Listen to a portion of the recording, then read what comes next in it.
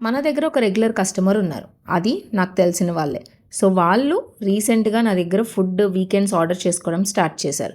And నాకు తెలిసినంత వరకు ఇది థర్డ్ టైమ్ అనుకుంటా వాళ్ళు నా దగ్గర తినడం 2 వీక్స్‌లో.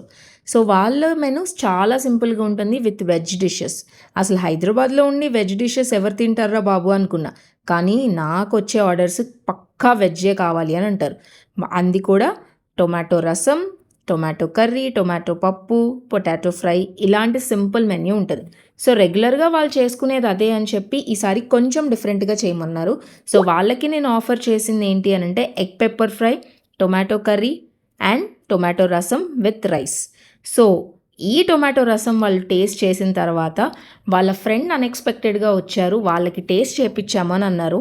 ఆ ఫ్రెండ్ ఇచ్చిన ఫీడ్‌బ్యాక్ నేను మీకు వీడియో ఎండ్‌లో పెడతాను చూడండి.